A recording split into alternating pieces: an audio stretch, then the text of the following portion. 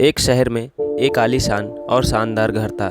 वह शहर का सबसे खूबसूरत घर माना जाता था। लोग उसे देखते तो तारीफ किए बिना रह नहीं पाते थे। एक बार घर का मालिक किसी काम से कुछ दिनों के लिए शहर से बाहर चला गया। कुछ दिनों बाद जब वह वापस लौटा तो देखा कि उसके मकान से धुआं उठ रहा है।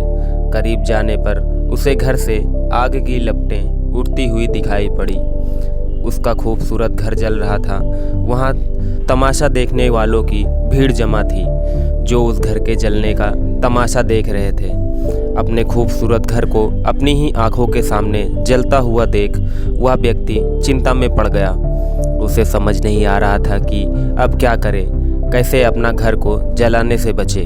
वह लोगों से मदद की गुहार लगाने लगा कि वे किसी भी तरह उसके घर को जलने से बचा लें।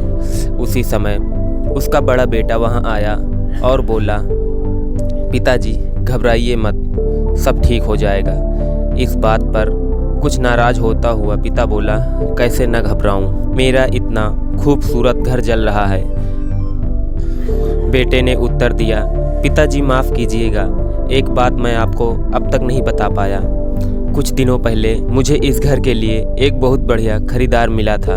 उसने मेरे सामने मकान की कीमत की 3 गुनी रकम का प्रस्ताव रखा। सौदा इतना अच्छा था कि मैं इनकार नहीं कर पाया और मैंने आपको बिना बताए सौदा तय कर लिया।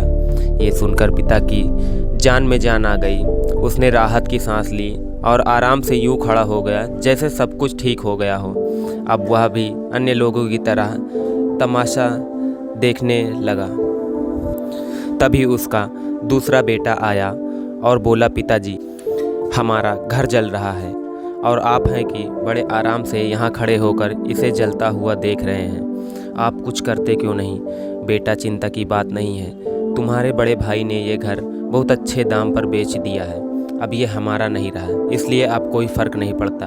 पिताजी, भैया ने सौदा तो कर दिया था, लेकिन अब तक सौदा पक्का नहीं हुआ है। अभी हमें पैसे भी नहीं मिले हैं।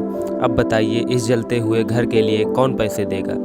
यह सुनकर पिता फिर से चिंतित हो गया और सोचने लगा कि कैसे आग की लपटों पर काबू पाया जाए।